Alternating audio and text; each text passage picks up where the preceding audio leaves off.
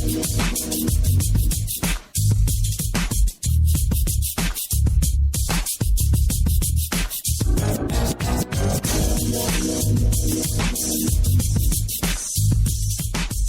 can bet your bottom dollar. Great programming coming up next on the Stewart Media and Entertainment Network. Stand by. Hold on.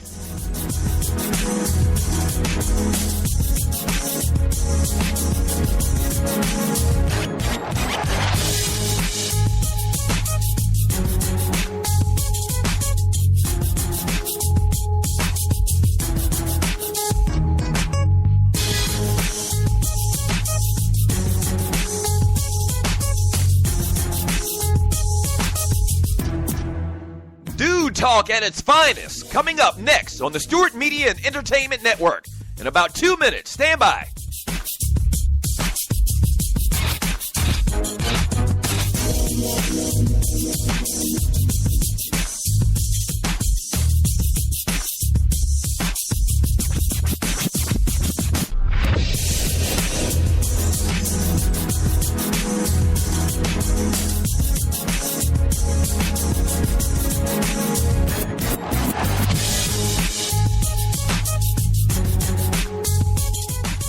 We know what guys are talking about. Stand by. A great show coming up next on the Stewart Media and Entertainment Network. In about 30 seconds. Stand by. Don't go away. Stop.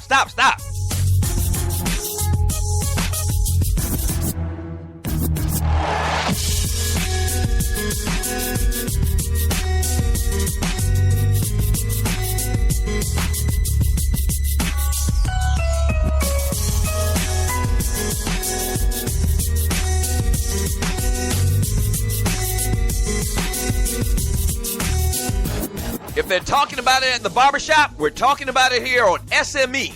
Great show coming up in about 30 seconds. Don't go away. Stand by.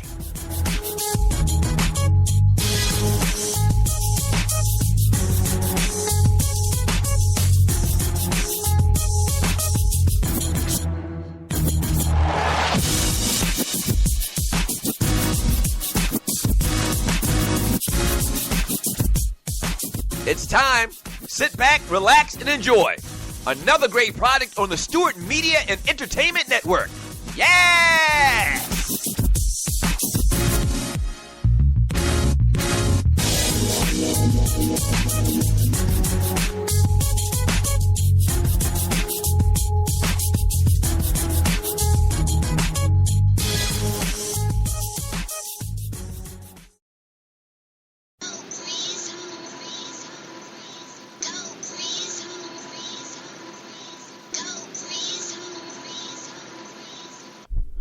I'd like to welcome everybody to the Grizz, and of course, I'm your host, Rashad Grismore. I have a fun and a very exciting show for you today. So, you know what? Today is going to be a good show. As a matter of fact, there's a guy out there in Mike Shanahan who seems to not have let the past go. I have to talk to you about what he has said about Robert Griffin III. Wow. That's all I have to say is just wow. Antonio Brown, what has he learned from dancing? And also, the apple does not fall far from the tree when it comes to Hal Steinbrenner. But what I want you to do is sit back, relax, and enjoy me, and let's get it.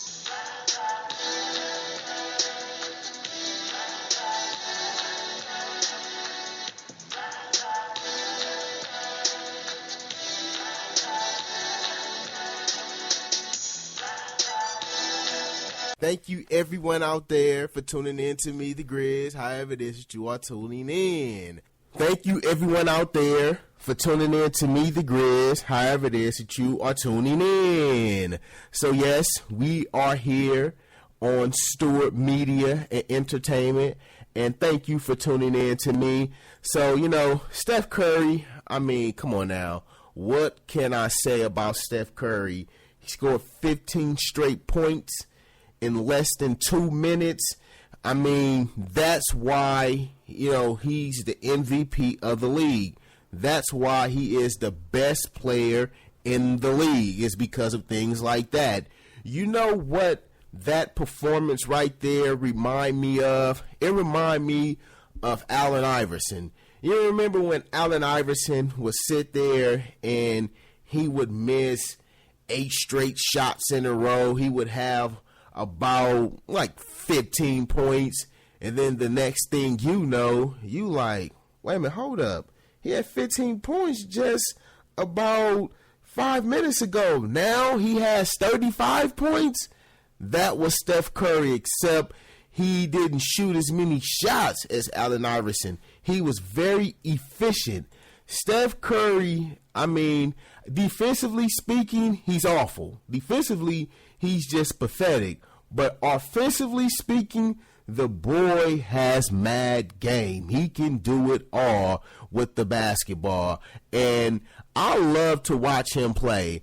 And, you know, to sit there and see a guy shoot a 3-point shot like that, I'm like, wow. It's like watching him shoot a 3-point shot. It's like watching Michael Jordan dunk a basketball, because when he gets going, he gets going. It's not like he'll make 1 3-point shot. He'll make like 4 or 5 of them suckers in a row, and it doesn't matter who's in front of him. It don't matter. He's going to drain a 3 in your face.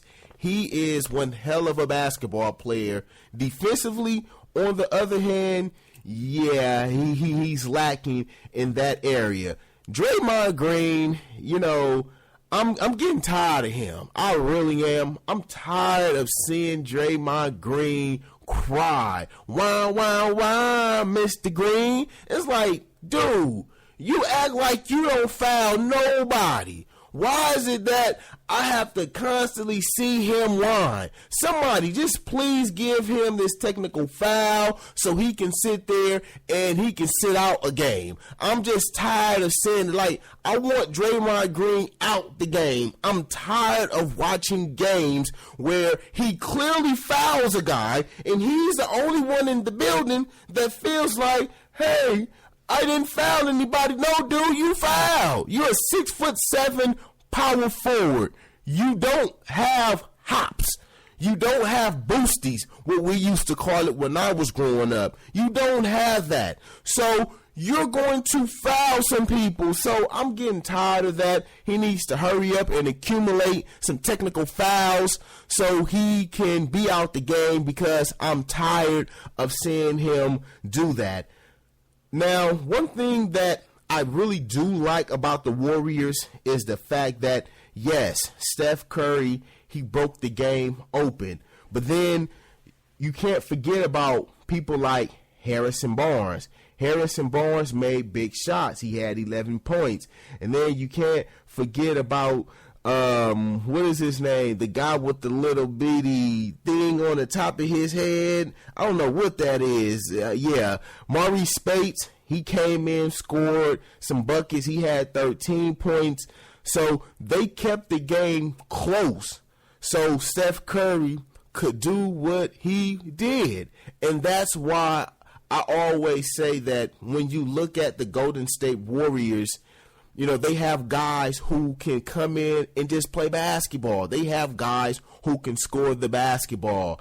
And that's what makes that team truly, truly dynamic.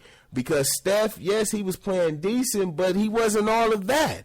So it took some time for he could really get his game going. And then you had people like Barnes, you had people like Spates, who kept the game close. And then when it was time for Curry to do what Curry does, he did it. And I love the fact that he didn't wait until the fourth quarter. He saw his opportunity to strike, and he did it. That's what a superstar is all about. That's why, you know, he's a superstar.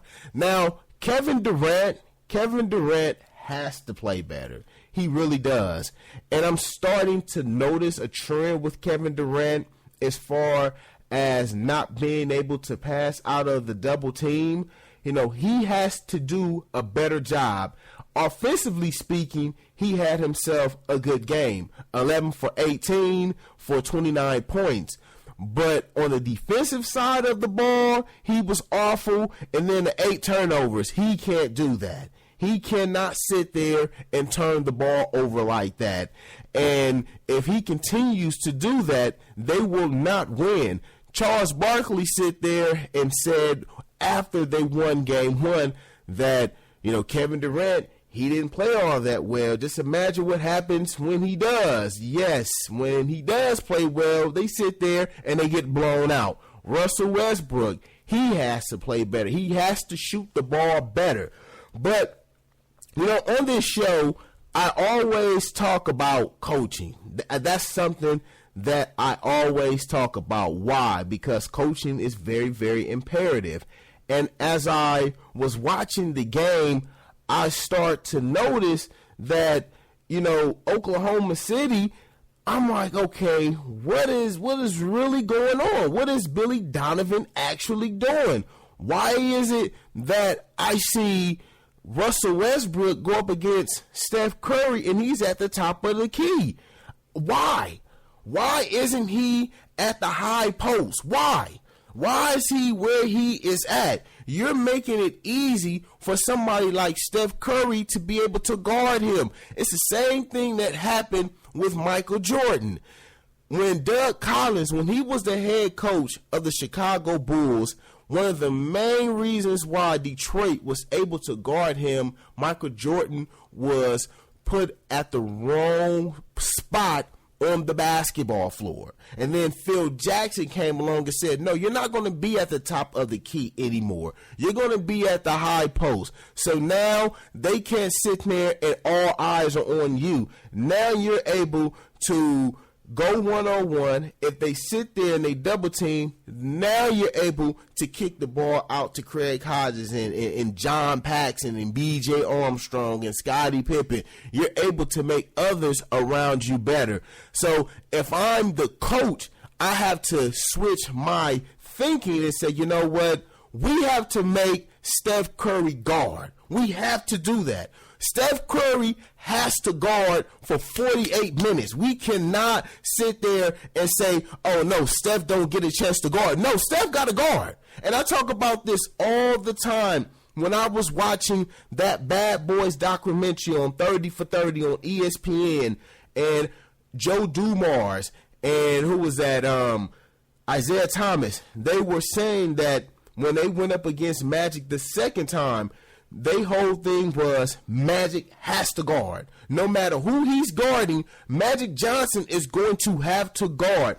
Russell Westbrook has to make this guy guard. There's no way that Steph Curry is going to be out on the basketball floor and he doesn't guard. See, if he's at that high post, now Russell Westbrook is able to use his size advantage. Now he's able to be like GP. See, when Gary Payton, when he played, Gary Payton was a 6'4" guard. So when Gary Payton would be at that high post, oh, he gonna back you down. And then once he starts to dominate you, now you have to double team. Now when you double team, now I get a chance to do what I want to do to you. The same thing with Kevin Durant. Kevin Durant has to be a little bit more aggressive. And Kendrick Perkins talked about this about Kevin Durant last year, about getting stronger. Once you get stronger, then you allow your body to do what it's going to do. Kevin Durant has to play stronger. He has to be more physical. You look at Kobe, you look at Mike, you look at LeBron James. These guys, they were physical players. These guys, they hit the weight room. So when it was time for them to get in a position where, you know what, I have to use my physicality, they don't have to overcompensate. No, they put in the hard work in the weight room. Now you allow your body to do what your body does. Kevin Durant, he has to be more aggressive. Billy Donovan, he has to be a better coach. He has to know what he's doing. He has to put guys in a position to be able to make plays. Michael Jordan, when he went up against, who was that? The Jazz. And this was when he hit the jump shot, the follow through. But what people don't realize about what happened, Phil Jackson told him to do that. Phil Jackson told him, look, when Jeff Hornacek, he's getting ready to go past, and remember, this is when Michael Jordan took the ball from Karl Malone. Phil Jackson noticed that, Jeff Hornacek, he's not looking to score the ball under the basket. He's just going through the motions. So, Mike, this is what I want you to do. This is what he told Michael Jordan in the huddle. Mike, forget about Jeff Hornacek. He's not even paying attention. He's going through the motion. What I need for you to do is I need for you to double back, and then take the ball from Karl Malone. Mind you, don't call a timeout. And when you shoot your jump shot, I need for you to follow through. And on top of that, before all that happened, Phil Jackson told Michael Jordan, look, you're going to score the basketball. So he enabled him to do that. He put him in the right position to be able to make a play. You go and you watch it sequence for sequence for sequence. When you watch those last few minutes of that game, just think about what Phil Jackson said. Just think about what I said. And Michael Jordan was good enough. He was great enough to be able to pull it off. That's coaching. Putting players in a position to be able to succeed. Billy Donovan didn't do that tonight. Russell Westbrook should have gone at Steph. He should have. Steph cannot be out on the basketball floor and not sit there and defend. And then if they do decide to put Klay Thompson on Russell Westbrook, then there's a player that I like who's out there playing good basketball, and that's Waiters. Waiters, he didn't shoot the ball particularly well, 3 for 11, but he has been consistent for the team. If Waiters is on Steph or if Steph is guarding Waiters, give the ball to him and say, you know what, go get me a basket. Make Steph Curry guard. Deflate him on the defensive side of the ball. Let that be his Achilles heel. Let him think, man, these dudes are constantly going at me. Now he's going to overcompensate on the other side of the ball because he know that his butt is in hot water. He knows that. You cannot allow a guy to just be out there and not do anything. So that's what I'm looking forward to the next game, seeing what exactly the coaching. Coaching is very important. What's going to happen? I don't care what nobody say. Yes, players win games. Coaches put players in a position to be able to succeed. Doug Collins, the mere fact that he had Michael Jordan in the wrong position just let you know that he wasn't that good of a coach. And then also Phil Jackson stabbed him in the back and stuff like that. Phil Jackson was a cold individual. Phil Jackson, he saw an opening and he was like, yeah, I got it. So you want to sit there and mess with the owner's daughter? I got something for you. Hey, owner, look what the coach doing. And then take his job. Phil Jackson was a cold, shrewd individual. Like, you just don't do stuff like that. That was Phil Jackson. But he put Michael Jordan in a position to succeed, and that's what you want, and that's exactly what he did. But yes, Kevin Durant, he has to play better. I need to see Kevin Durant not turn the basketball over once he sits there and he gets double teamed. He's 6'11". He can see over everyone on the basketball floor. Now, I always speak about this, and for those of you who have heard my show, you know exactly what I'm getting ready to talk about. You know this because you know me. Post play. Once again, I didn't see it. I saw Zealy do a post move, and I was like, yes, there is a God. There is a God. I know there is a God. I'm like, wow. I can't believe he actually did that. Wow, somebody actually knows a post move? I'm looking at the game, and I'm saying, okay, so I'm looking at Ibaka being guarded by Harrison Barnes. I don't know if that was Andre Iguodala, and he just throws up a bad shot. I'm like, dude, you got about 5 seconds to go on the clock. How about you sit there and you work on your post move? You have the advantage. You're the taller player. And then hold up. Serge Ibaka. What's really going on with Serge Ibaka? I don't know. Maybe it's the fact that he's dating Carrie Hilson, the R&B singer. Maybe he doesn't have his legs underneath him? I don't know. For those of us who have played sports, you know what women can do to your legs. That's why, fighters, they don't do the stuff that make you feel good. They don't do that because they know that your legs are going to be weak. And she's a gorgeous woman, so I don't know if he has his legs. I don't know. The only thing that I know is that I'm tired of seeing him shoot 3-point shots. I'm tired of seeing that. I really am. I don't want to see that. The team didn't sit there and give you that money over James Harden. They could have gave that money to James Harden. They didn't do that to sit there and see you shoot 3-point shots. What happened to the mid-range game that he was trying to perfect? He sit there and he abandoned that. And, if you look at Oklahoma City, they could have been a team like Golden State. Now, I look at it retrospectively speaking, they should have kept somebody like a James Harden. Could you imagine James Harden on that team right now? That team would be an NBA champion. So, yeah, Serge Ibaka, he needs to play better. 1 for 6. How many rebounds did he have? Okay, so he didn't do all that bad. But it's like, I need for him to play better on the basketball floor. 5 defensive rebounds, 8. I guess it's 8 in total. 8 rebounds in total. Yes, that's not going to get the job done. And then on top of that, the fact that they were out-rebounded. There's no way that a team like that should be out-rebounded by the Golden State Warriors. How is that?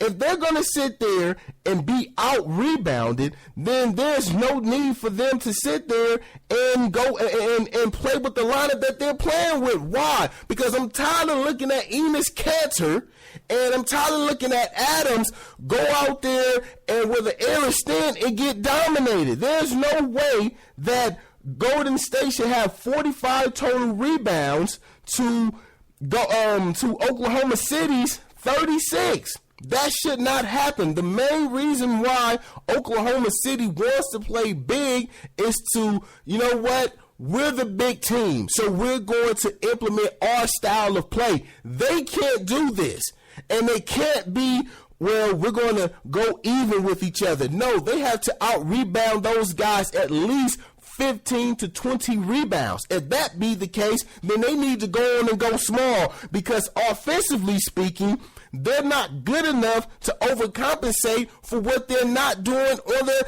defensive side of the ball. So Charles Barkley always talking, running his mouth about players that didn't play a lick of defense. But here's the thing. Even though he didn't play no defense, that sucker show could play some offense. So what you going to do as a coach? Not playing because he doesn't play defense? No. You're not going to do that because on the offensive side of the ball, just like Steph Curry, you're like, you know what? I can tolerate it. But as a coach, you can't tolerate Adams and Kanter and the rest of those guys looking like that. You might as well go in and play small. You might as well go on and do it and take the loss there, then take the loss trying to play big, and then Golden State, especially if they played the way in which they played, yesterday. Oh, it's going to be a wrap. That cannot happen. It cannot happen. They have to dominate them on the defensive side of the ball. They have to dominate on the boards, period. But coming up on the Grizz, the apple doesn't fall far from the tree. And Antonio Brown, I have to talk about him. He on the Grizz.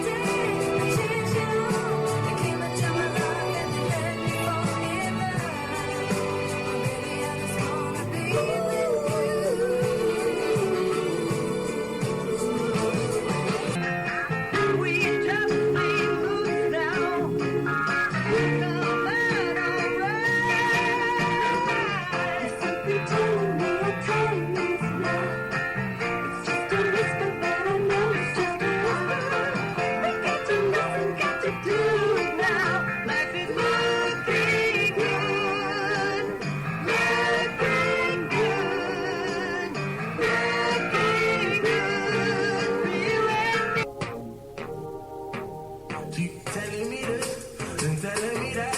You said once you take me with you, I'll never go back. Now I got a lesson that I wanna teach. I'ma show you that where you from. Don't matter to me. She said, hola, como esta? She said, konnichiwa. She said, pardon my French. I said, bonjour, then she said, sabate. And I said, napule. No matter where I go, you know I love them all. She said, hola, como esta? She said, konnichiwa. She said, pardon my French. We're back, and this is the Grizz. You're listening to me on SME. Thank you for tuning in to me, however it is that you are tuning in. So, one of the main things that I love about sports is that you can use different sports for different sports. So I'll give you an example. So for those of you who, listen to me, you know that I love me some boxing. And, when my coach, when he first started to coach me, he kind of underestimated me. He looked at my size and he didn't think that I could actually move on my feet. And once we start to do different drills, and after the drills were over, he came and he said, man, I didn't think you had that in you. I said, yeah, don't ever underestimate me, coach. Don't do that. And I told him, I said, the drills that you were doing, I used to do those drills in basketball. Not the same exact drills, but the concept is the same. Being able to move on your toes. So yes, I might be big, I might have a belly, whatever. But that doesn't mean that I'm not light on my feet. Me playing basketball, to me, it translated to boxing. So yes, if I'm going to fight like Muhammad Ali, float like a butterfly, sting like a bee, like basketball, you have to be able to do that. You have to jump multiple times to get a rebound. So for me, it was like, okay, this is easy. Now, we've seen people like Lynn Swan who, did ballerina dancing, and it crossed over to the NFL. We seen all of the spectacular plays that he did in the Super Bowl. The same thing goes for Antonio Brown, who was on Dancing with the Stars. He's saying that he's going to take some of the things that he learned from dancing and he's going to implement it into his football playing style. See, I like stuff like that. I really do. You have some coaches out there who like players who play multiple sports. If you look at Tony Gonzalez, if you look at the way in which he played like he was boxing a guy out. Remember, he played, power forward at Cal Berkeley? So his whole thing is, I'm going to seal the defender, and then once I seal him, touchdown. He learned that from playing basketball, and he utilized it to play football. So, you have coaches out there who love guys who have played multiple sports, because you can take what you learn in that sport and then you can translate it. Now, Antonio Brown, and I didn't know this, Brown has 2 years left on his contract that pays him $6.25 million in 2016. Wow. And then he had 3,532 yards and 23 touchdowns since 2014. The man is balling. He needs to get paid. He really needs to get paid.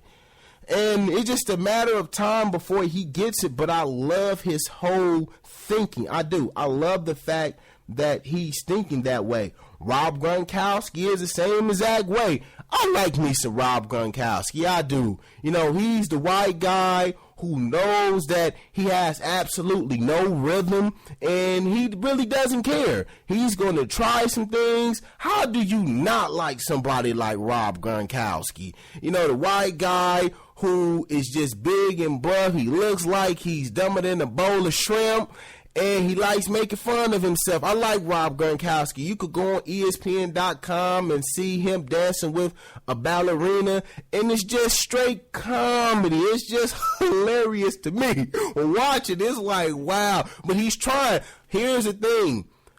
If I know football players, if I know athletes, he's going to take something that he learned from that ballerina, and he's going to utilize it in football. I mean, the guy is pretty much unguardable. I mean, he sits there and he dominates in a way that I can't sit there and say that I have ever seen a tight end dominate. I mean, we know that the ball is going to Rob Gronkowski. We know this. But the thing is, can you stop him? The answer is no. Remember, Brady should have thrown that man that football. If Brady throws that man that football, we're talking about something totally different here. Patriots probably go back to the Super Bowl and win. Who knows? That's how great of a player Rob Gronkowski is. And the fact that he did this, it's just going to add to his game. The same exact thing for Antonio Brown. These guys, they get it. They get it. They're just not, they're doing it because, they want to try something different, but they also are going to take from it. And I just think that it really is awesome. I really do.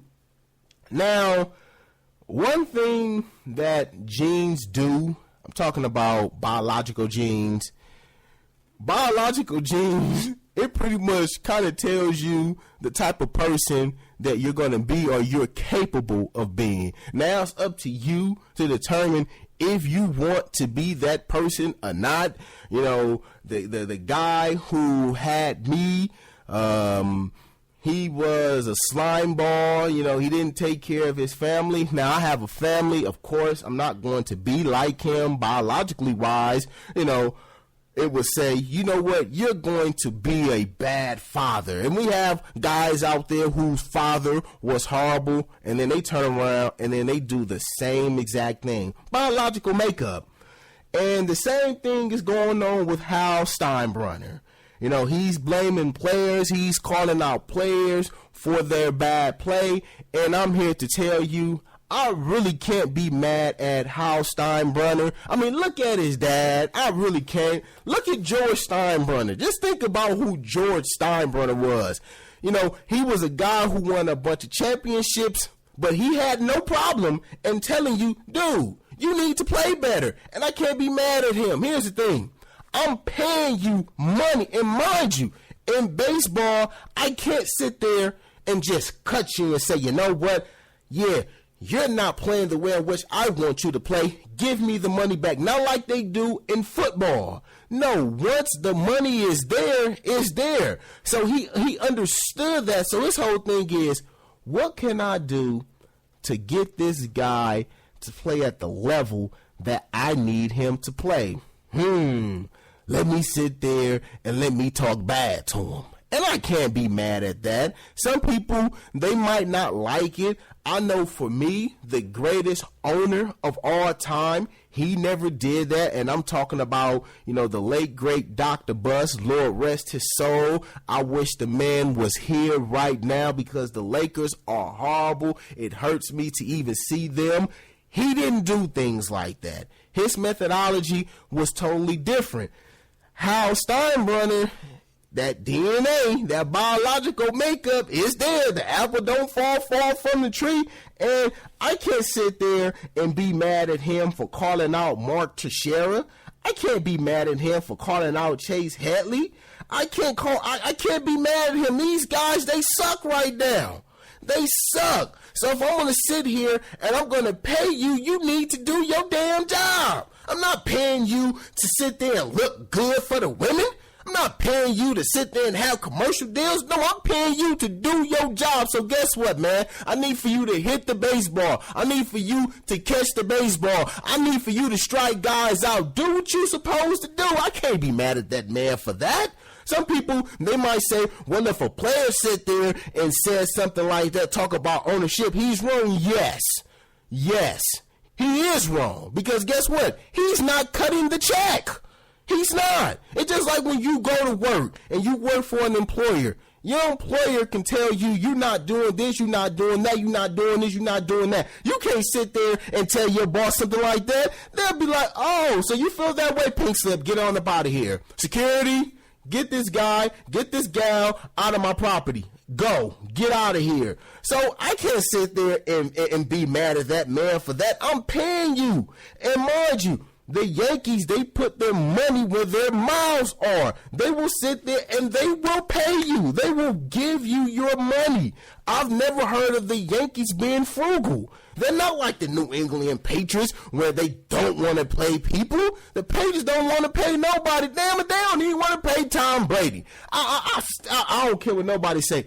I'm still upset at the Patriots for that. How don't you not want to pay Tom Brady? How is it that this man has never, ever been the highest paid quarterback for at least 2 years? Forget the 1 year. We're talking about the greatest quarterback not the greatest quarterback. Hold on, let me stop myself because now I'm getting beside myself. I don't want to overspeak. He's not the greatest quarterback of all time. That belongs to Joe Montana. But how can you not give a guy who's the second greatest quarterback of all time his money? Why is it always a hassle? But yes, I can't sit there and I can't be mad at Hal Steinbrenner for feeling the way in which he feels. I can't be mad at that. But coming up on the Grizz, Jeff Hornacek, is he to be the New York Knicks next coach? Here on the Grizz.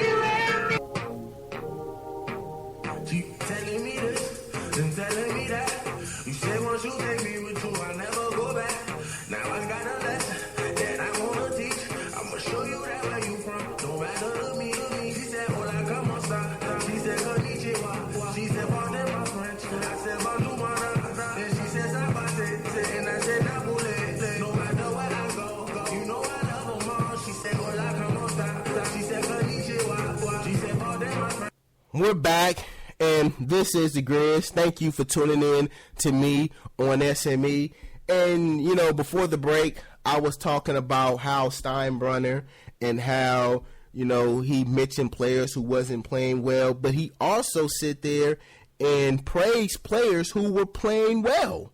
Starlin Castro, Aaron Hicks, just a few players to name. So, yes, I can sit there and say, you suck right now. You need to play better. But you right there, I see you, baby. I see you. Do your thing. Keep playing good. I like what you're doing. Like I said before, I can't be mad at that. I really can't. Jeff Hornacek to be the New York Knicks coach. Be honest with you, I'm really shocked at this. From the reports that I was hearing, it was going to be Kurt Rambis. Phil Jackson, he actually got it. Stop hiring coaches who were with you with the Lakers and stop trying to use the triangle offense. It doesn't work unless you have Shaq, Kobe, Scottie Pippen, and Michael Jordan. Jeff Hornacek, you know, he had, you know, a decent run with the Suns. I think they kind of, you know, sabotaged him by getting rid of Dragic and stuff like that. I really didn't like that deal. So we'll see exactly how that plays out. Jeff Hornacek, he really needs to see what he's going to do with Carmelo Anthony. Can he come up with a system for Carmelo Anthony that says, Carmelo, there's not going to be you ball stopping the ball, dude. Pass the ball. Pass it. This ain't hot wings. You pass the ball. No, you don't know. What are you doing, Melo? Why do I got to see you jab, jab, jab, go to the basket, jab, jab, jab, shoot the basketball? I don't need for you to do that. You know, Carmelo Anthony, he has been bumping his gums this entire, off season for the Knicks. The season is still going on. He has been bumping his gums. So if I'm Jeff Hornacek, I have a very candid conversation with him and let him know, look, this is what I expect out of you. I expect for you to be the defensive leader on this team. I expect for you to set precedent for this team. You have been talking a lot of trash. You've been talking a lot. So now I'm going to give you what you want. I'm going to give you what you want. I'm going to make you the guy that you want to be. This is what you want to be. This is how you do it. You start on the defensive end of the ball. You start by including others into your game. Make other guys better. Can you do that? Sometimes you got to call players out. Sometimes you have to. You know, enough of this coddling players. No, just be honest with them. And if they don't like it, so what? But they want to be traded, so what? We wasn't going to win with you. So what? You can go. It's okay. The New York Knicks trust and believe me, they wasn't going to win a championship with the guy. And here's another thing. You know, New York Knicks fans and New Yorkers, you know, they really make me laugh when it comes to the New York Knicks. And I really don't understand why they have such a Morris. I don't understand that. When was the last time that they have won a championship? I really don't understand it. They haven't done anything. They are losers. They are losers. They're not LA. No, they want to be LA. I think one of the main reasons why we give them so much Morris is because of the Yankees, because of the Giants. We're talking about teams who win, teams who are relevant. The Knicks haven't been relevant really since the Patrick Ewing years. When was that? When Marcus Camby and Latrell Sprewell and Allen Houston, those guys were out there. And man, those guys could play. Now that I am, entrenched into watching this deplorable basketball, I'll start to really, really appreciate that brand of basketball. Like, Allen Houston could play. Latrell Sprewell could play. A young Marcus Camby. They would demolish Golden State. They would win a championship in today's NBA. But when you're going up against the Admiral and you're going up against a young, vicious Tim Duncan, good luck. Good luck. But those guys can play. But I really don't understand this Morris for the New York Knicks. I don't get it. I really don't get it. I understand it for the Lakers. I mean, we're talking about LA, baby. We have won. Yeah, we haven't won in recent, several seasons. But we have been consistent when it comes to our greatness. These guys, they haven't did that. So I don't understand it. I really don't understand that. LeBron James questions lack of flagrant fouls caught against him. Here's the thing about that. I don't really want to hear LeBron James cry about that. I really don't. And one of the main reasons why I feel that way, Shaq Diesel. I remember watching Shaq get fouled by 4 guys. Shaq didn't complain. He didn't tell the media, I'm doing this. They're doing this to me. He allowed Phil Jackson to sit there and say, you know what? Shaq, he's getting beat up out there. Referee, keep a close eye on the situation. But I can't remember Shaq actually crying about cause. Why? Shaq understood, I'm a power player. I dominate guys. So, yes, I'm going to take punishment, but Shaq had a way of letting guys know, you know what, enough is enough. If you keep on doing this, I could hurt you. And then you will see some of the hard fouls kind of stop. LeBron James needs to do the same exact thing. He really talked about the Beyonce play. Look, you tried to attack the basket. The foul was called. You want to sit there, you want to attack the basket. I can't be mad at Beyonce for doing what he did. LeBron James, he's an aggressive player. He's a very strong player. You can't sit there and oh, LeBron, here, foul. No, you got to be like, foul. Send him to the free throw line. You got to be demonstrative when you go up against this guy. This guy is vicious. He's big. He's strong. You can't be no wimp going up against LeBron James. He's going to run right through you. So, LeBron, stop crying. Wow, wow, wow, LeBron James. Stop the crying, man. And even Tyronn Lue, he know because he played with Shaq. He saw the contact that Shaq. Look, this is the thing to get me. I don't remember if it was the NBA Finals. There was a guard called Travis Best, and he played for the Indiana Pacers. Travis Best fouled Shaq really hard, and it was a flagrant foul.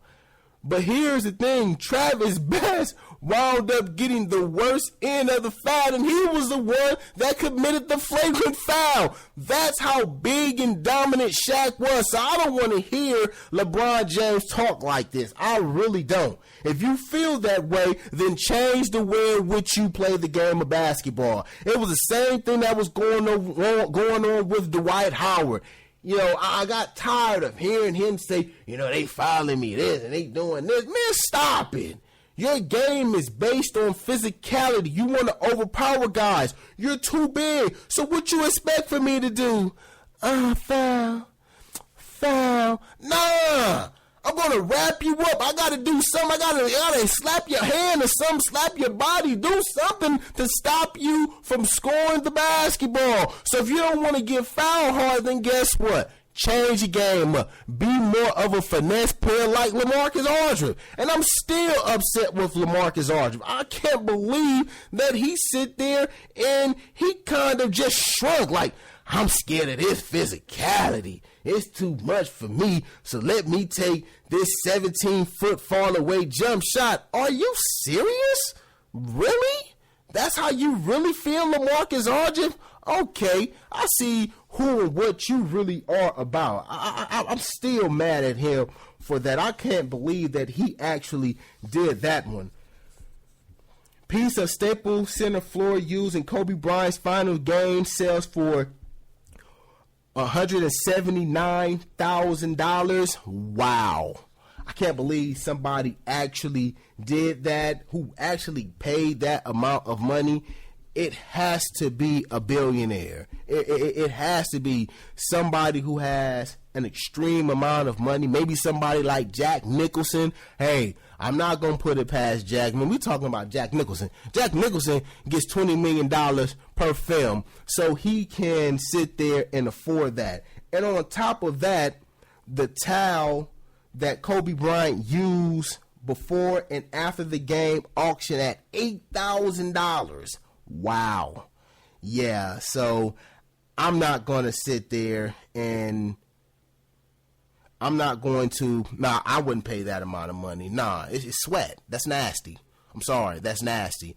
That's somebody who never played the game of basketball. It has to be. I can't imagine somebody who actually played the game of basketball going to sit there and take somebody's towel, another man's sweat. You know, he probably blew his nose and stuff like that, got boogers all on it, and you want to sit there and you want to bid for it. Okay, Mr. Nasty, I see you.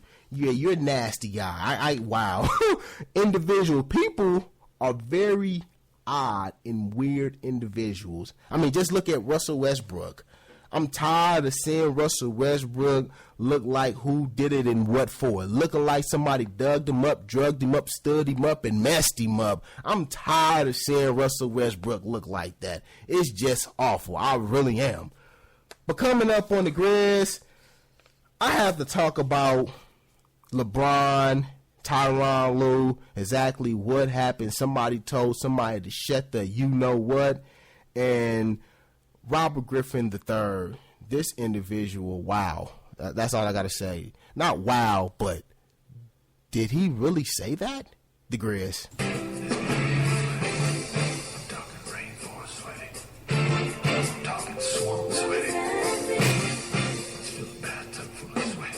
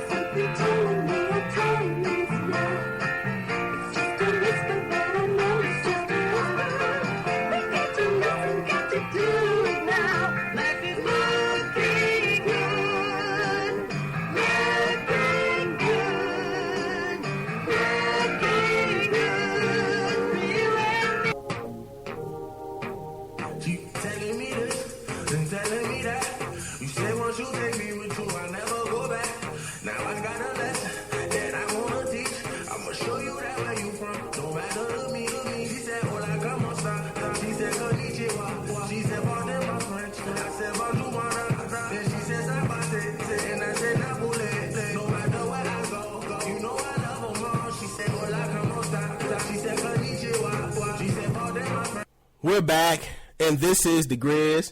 Thank you for tuning in to me, The Grizz, on SME. Seriously, thank you for listening to me. According to Yahoo.com report, Tyronn Lue told LeBron James to shut the you-know-what in the Cavs huddle. Yeah, I'm not mad at him. We're talking about a time where David Blatt was fired and we saw LeBron James sit there and always intervene. And Tyronn Lue, you know, he sit there and he was like, hold on, LeBron. I know I'm the new cat on the block, but you not getting ready to do what you did to him. Like, that's not me. That's him. I'm a totally different guy. You shut the F up. I can't be mad at him for that. LeBron James set himself up for failure by doing that. And if LeBron James got his feelings hurt, then so be it. So be it. Stop talking in the huddle. Who do you think you are? Just because David Blatt was scared of you and let you do what you want to do, and then players looking at the situation like, wow, are we really playing for LeBron James or are we playing for the Cavaliers? Like, what's really going on? So I can't be mad at Tyronn Lue for telling LeBron James, look, man, this is my huddle, man. I need for you to shut you know what. Be quiet. And I'm not sitting here saying that as of right now it's working or not working. I don't know. We're talking about the Eastern Conference. We're talking about a horrible division. I mean, wow. Like, that division, it sucks. I don't care what nobody say. That division, it sucks. The Eastern Conference, it sucks. So we really won't know exactly what Tyronn Lue is really made out of until they get to the NBA Finals, and then we'll see exactly what's going on. But the one thing that I do know about great players, they want to be coached. Sometimes you are in a very tough situation out on the basketball floor and you don't know what to do as a player. You don't know. And it feels mighty good. It feels mighty good to go to that huddle knowing that you know that your coach is going to tell you what to do. You automatically know that, okay, we struggling right now. I know my coach. I know he have me. Even my coach, it feels good when I'm sparring and I really don't know what to do, and I probably got my butt whooped in the ring, and then I come and my coach say, what's going on is when you throw your jab, you're not bringing it back. So when you throw your jab, you got to bring it back. You're not firing your jab the right way. Your hands is not where it needs to be. So as soon as you throw that jab in, once you throw that jab, you bring it back. He going to shoot over the top with the right hand. Once he do that, you catch it. You drop that 6'8" left hand on him, and then you turn it over to a 1-inch right hand. Stuff like that. That makes me feel good. I automatically know as soon as I go to the corner, I automatically know my coach, he's going to tell me sound advice. Great players, they want to be coached. I don't care what they say. They want to be coached. Trust and believe me, I just finished talking about what Michael Jordan was able to do against the Utah Jazz in his last game. The only reason why that happened was because of Phil Jackson coaching. It's very, very pivotal. We're going to see throughout these series, we're going to see what coaching is truly all about. Trust and believe me. So LeBron James, he wants to be coached, but he doesn't really respect anybody. He hasn't had a coach who he actually respected. He really didn't respect, who was that, Spoelstra? He didn't respect him. Dude, did you even play basketball? No, did you even play in the NBA? No, you didn't. You wasn't even a bench player. I have no respect for you. I don't. It's not like when Shaq said when he found out he got Phil Jackson, he was like, if Phil Jackson tell me to run around, I think they was either at Staples Center or the Great Western Forum in Inglewood, California. He was like, if Phil told him to do it 3 times, he was going to do it. Why? He understood that pedigree. So when you have a coach that you trust, you don't do things like this. Here's the thing. Good coaches sit there and they'll ask a player, what you seeing that I'm not seeing? I saw that happen with Phil Jackson when the Lakers was going up against the Orlando Magic. He asked Kobe, what you seeing? And Kobe told him exactly what he was seeing. And Kobe wondered what he was seeing. That's what was happening. And Kobe Bryant, he went out there, and that's when he did the pick and roll with Pau Gasol. He threw the ball to Pau. Paul either laid the ball up or dunked the ball. That was because of Kobe Bryant. Phil asked him, what are you seeing? So great coaches allow players to kind of assert themselves, and then they don't get offended by it.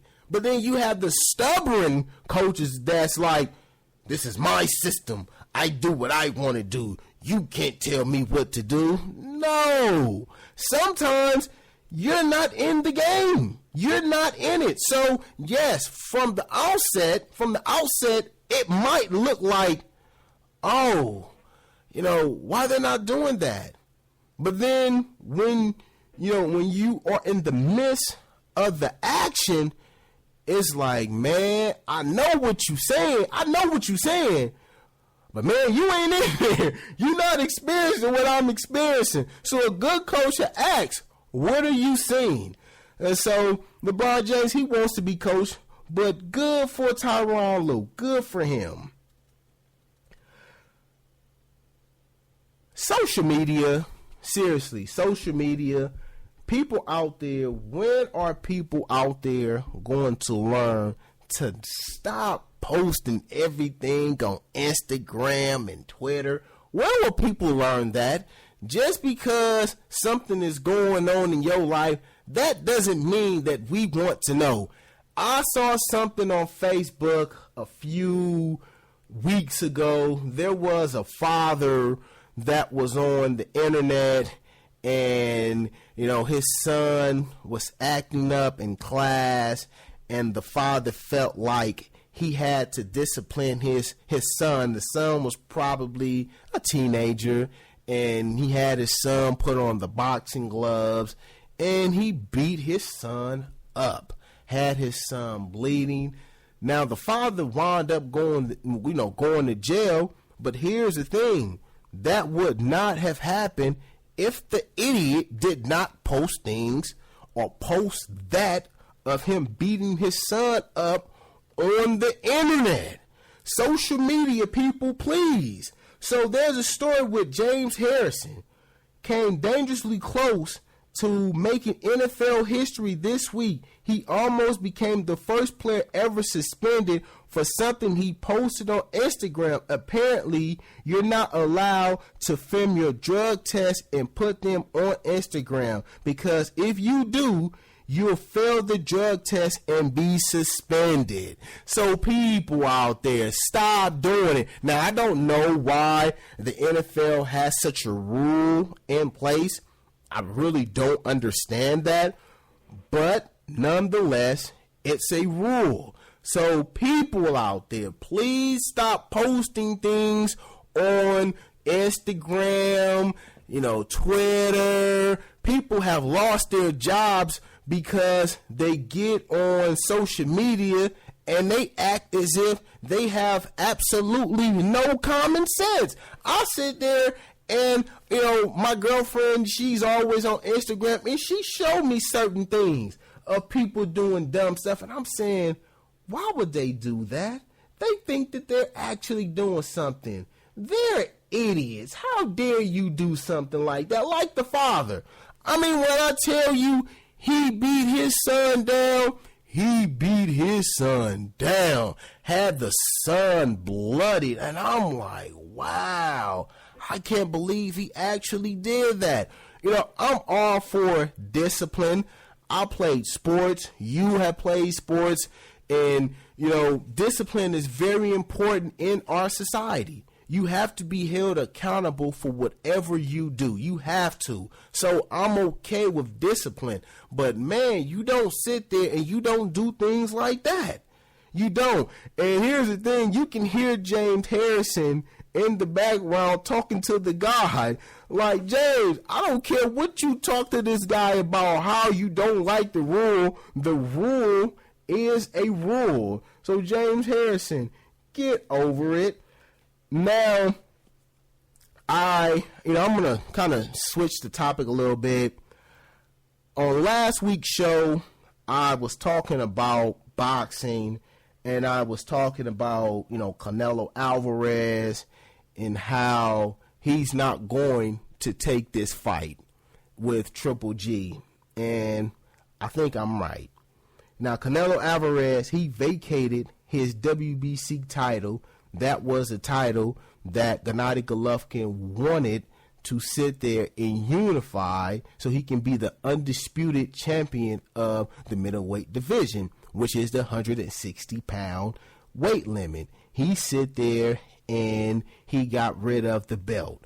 So for me, this clearly states that Triple G, he is scared. He don't want no parts of Gennady Golovkin. He's going to make an excuse as to why he doesn't have to fight him. He's going to do that. Trust and believe me.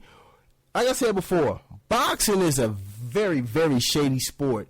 It puts Washington, D.C. to shame. It's a very, very, a very cold sport. We're talking about a sport that was ran by the mafia. That's all I need to say. So if you're looking for that fight to happen, I don't believe that it's going to happen.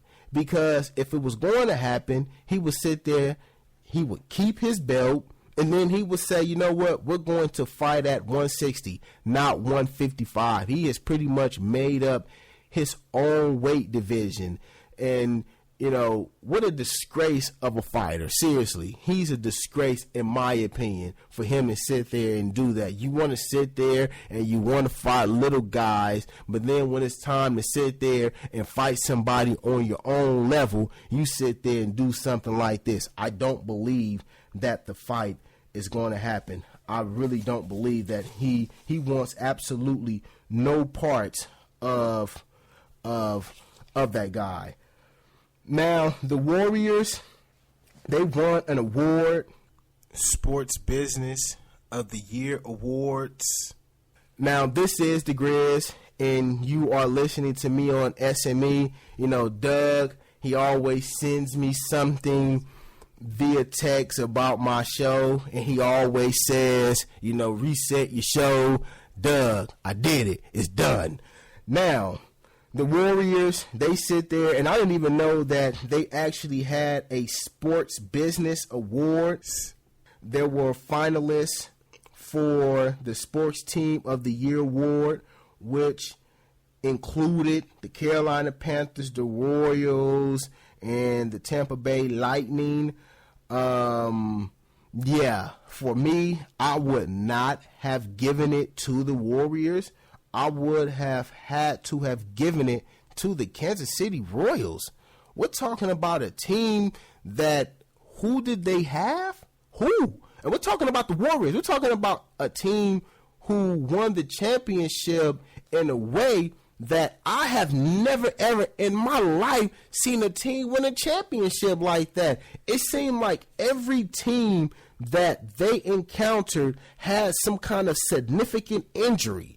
For me, it has to be the Kansas City Royals. We're talking about a team, a mitigated franchise who was going up against the big dogs, stumping with the big dogs and beating the big dogs. How could I not give them that award for Sports Team of the Year? How can I not? So, Sports Business Awards or whatever, you can take that thing and you can shove it somewhere. I would not have given it to the Warriors. I would not have done that. That's just me personally. To me, it's the Royals, hands down. We're talking about a team who is a small franchise in a small city, a small state, and they beat the big dogs. So yes, but coming up on the Grizz, RG3.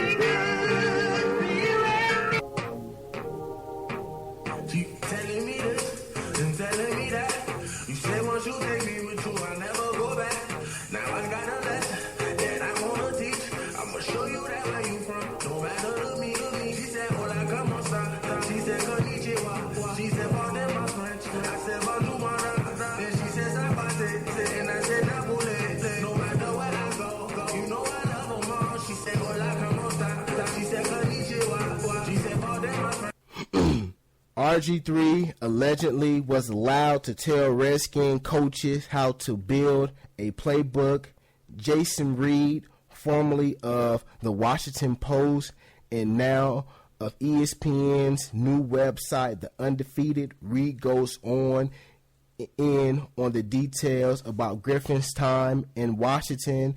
It also features a lot of Mike Shanahan's commentary. You know, this article right here, and you're listening to the Grizz on SME. Thank you for tuning in to me, however it is that you are tuning in.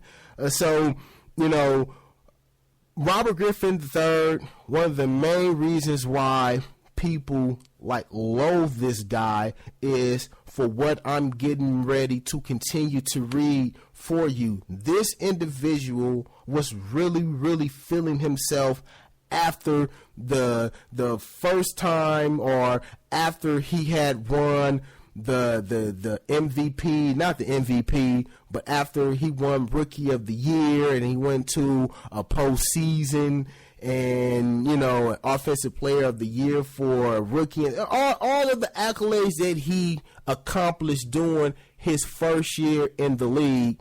And yes, this character really lost his mind. And reading some of the things that, Mike Shanahan told Jason Reed, it really had me saying, damn, seriously? Are you for real? He actually did that? Like Robert Griffin, he instructed the coaches to let him speak to speak uninterrupted, and rolled through a list of grievances, stressing changes had to occur immediately. This is a second-year player telling grown men, telling a coach who has won a Super Bowl what he wanted them to do. Also in the report, it says that bottom line, Griffin said he was a drop back quarterback, not a running quarterback. Scrap the pass protection scheme, start over. Griffin demanded this stuff. Oh, and he also apparently wrote 4 things on the blackboard demanding to change things and change our protection, and included the words unacceptable and the phrase bottom line. So, damn. Seriously, damn. So this was one of the main reasons why Mike Shanahan was apprehensive about him. Not only that, but the mere fact that Dan Snyder sat there and he gave up what he gave up to get him. And then if you listen to Mike Shanahan, Dan Snyder wanted to be like the smartest person in the room. Like, hey, look at me. I'm Dan Snyder. Look what I did. Come on, you can't do things like that. And he was trying to explain to him, dude, we don't even know if he can even be acclimated to our style of play. So, wow. So you're trying to tell me that Robert Griffin III demanded changes. He wanted changes. He wanted protections to be changes. I mean, he wanted to change our protection. This is what Robert Griffin III wanted to do. How do you have, like, the balls? How do you sit there and have, the gumption to go to a Super Bowl champion? We're talking about Mike Shanahan. How do you sit there and tell him, change our protection, change things? Using words like unacceptable, using phrases like bottom line. How do you sit there and fix your mouth to even say something like that? If I was Mike Shanahan and he would have said that to me, I would have said, don't even worry about it. It's okay. I would have given my resignation to Dan Snyder. Obviously, he had the backings of the owner, because you would not have a second-year player who hasn't done anything. The only thing that Robert Griffin III did was run Rookie of the Year. That's all he did, an offensive Rookie of the Year on the offensive side of the ball. Other than that, what did he accomplish? Oh, yeah, and he went to the postseason. And then he also hurt himself. What has he done? So all of the reports that you heard about Robert Griffin III and his prima donna attitude was correct. It was correct.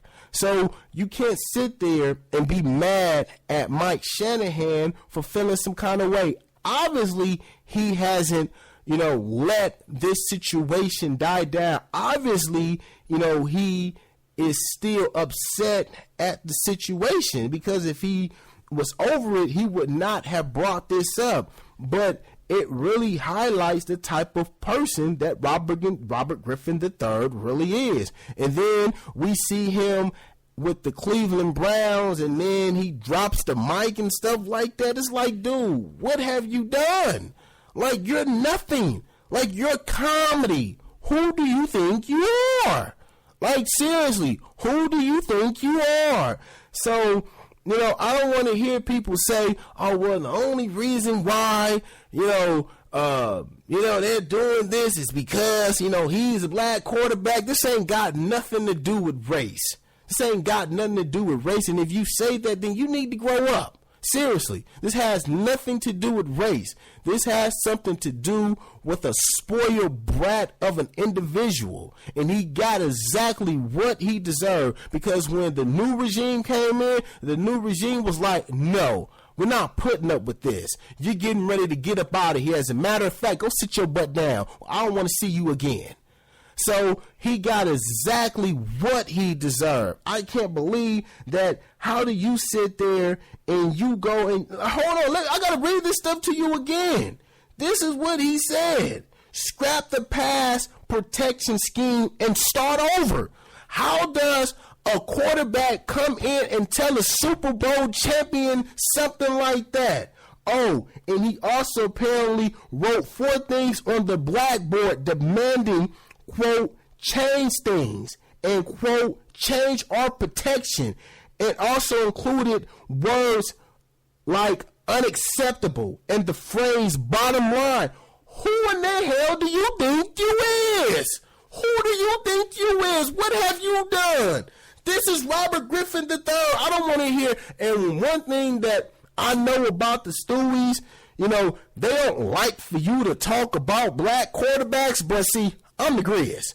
And I told you from the get-go, I'm going to keep it 100% all the time. I'm very transparent. He got exactly what he deserved. He thought that he was Mr. Big Shot. Mr. Big Shot, who do you think you are, Mr. Big Shot? That was Robert Griffin III. What ended up happening was, we showed you, you're nothing. You're nothing. We're going to sit you on the bench. And then we don't want to have nothing to do with you. We're going to send you to football purgatory. You're going to go to Cleveland. Who wants to go to Cleveland? Who in their right mind wants to go to Cleveland? So I have absolutely no sympathy for him. Absolutely none. Yes, but, before I go, I want to get back off into what happened with Steph Curry and company. Steph Curry, he's the man. He really is, offensively speaking. But I'm going to need Kevin Durant to really take it up an extra notch. I'm going to need Kevin Durant to play that defense that he played on Kawhi Leonard. I don't need to see somebody like Draymond Green score on Kevin Durant. I don't need to see that. I said this before. We were going to miss Kobe Bryant, and we're missing Kobe Bryant. Kobe Bryant would not allow somebody like a Draymond Green to score on him. Kobe Bryant, if Draymond Green would have saw Kobe Bryant in his prime, he probably would have pissed himself. Like, oh my Lord, what is this? What is this? So Kevin Durant, he has to, really take it up a notch. He has to. It's imperative that he does it. And the same thing for Russell Westbrook. Here's the thing. Golden State, they haven't lost back-to-back games this entire season. So if you are, excuse me, I just burped right there, excuse me. So if you're Oklahoma City, you have to know that you're probably going to lose a game at home. You're probably going to lose one. Why? They haven't lost back-to-back games this entire season. So Kevin Durant, Russell Westbrook, you have to be dialed in. You have to. If not, you will get blown out. If they come out and they play the way in which they played this last game, Oklahoma City, they will get blown out at home. One thing about Golden State, that game, it travels. But, I love bantering with you guys. Seriously, I do. I'm the Grizz. I love y'all, and I'm out.